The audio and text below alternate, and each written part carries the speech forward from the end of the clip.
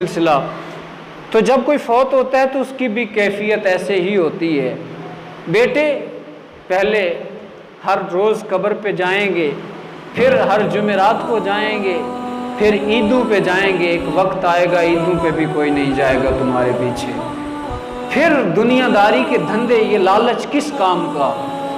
جب یہ سارا کچھ کام ہی نہیں آنا تو پھر اس کی فکر ہمیں کیوں ہے؟ صبح کے وقت جوان یا بزرگ اٹھتا ہے، اسے دکان کی بڑی فکر ہوتی ہے۔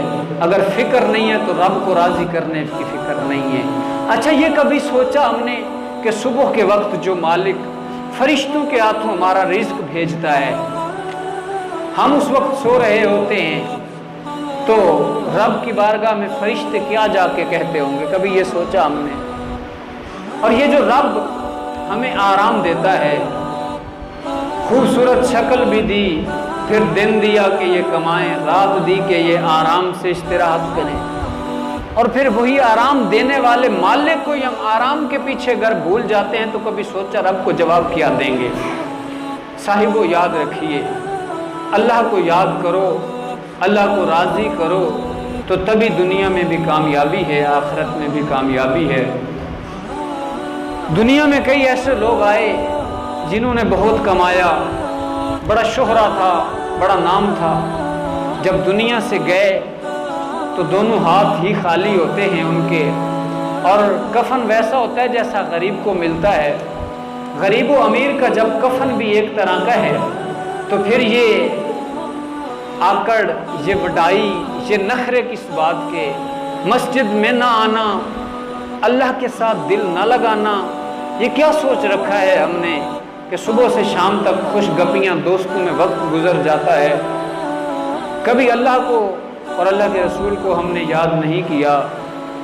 اللہ رب العزت فرماتا ہے، اے میرے بندے تو پکار تو صحیح مجھے، وَإِذَا سَأَلَكَ عِبَادِي أَنِّي فَإِنِّي قَرِيب۔ اے میرے بندے، جب تو مجھے پکارے گا، جب تو صدا لگائے گا تو پھر تو دیکھے گا میں تیرے بڑا قریب ہوں، تیری ہر پکار کا جواب دیتا ہوں۔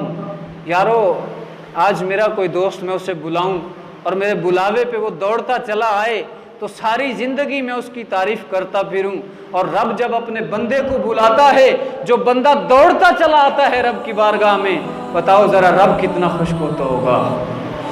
فرمایا نحن اقرب الیہ من حبل الورید، وہ رب جو تمہاری شہ رگ سے بھی زیادہ قریب ہے، اسی کو بھول گئے۔ اب وہ بلاتا ہے دن میں 5 مرتبہ، مؤذن اذان دیتا ہے کہ آ جاؤ اللہ کی طرف، فلاح کی طرف آ جاؤ، مگر ہم لوگ نہیں آتے۔ کیا سوچ کے نہیں آتے؟ اگر کوئی دکاندار ہے تو دکان بند کرنے کی اسے توفیق نہیں ہے۔ یہ کبھی سوچا کہ کائنات کا مالک، رازق و خالق بلا رہا ہے، اور جو رزق دیتا ہے اسی کو ناراض کر کے میں رزق اکٹھا کر رہا ہوں؟ بتاؤ رزق آئے کہاں سے آئے، کیسے آئے، اور برکت کیسے ہو اس میں؟ حضرت جنید بغدادی رحمت اللہ تعالی علیہ، حضرت جنید بغدادی اور حضرت بایزید بستامی کا تذکرہ حضرت اقبال رحمت اللہ علیہ نے بڑے احترام سے اپنی پویٹری میں کیا ہے۔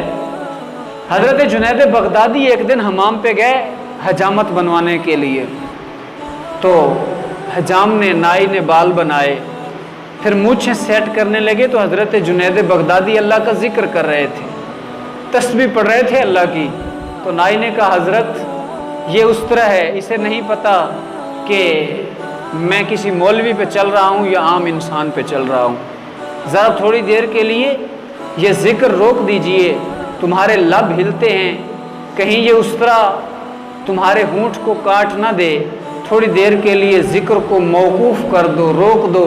تو حضرت جنید بغدادی رحمت اللہ تعالی علیہ نے فرمایا، اس نائی کو فرمایا کاٹو، کٹتے ہونٹ تو کٹ جائیں، رب کا ذکر سے میں کبھی بھی غافل نہیں ہو سکتا۔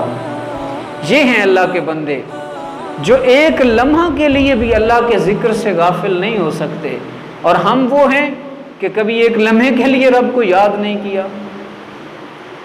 کبھی سوچا؟ زندگیاں تو بیت گئیں،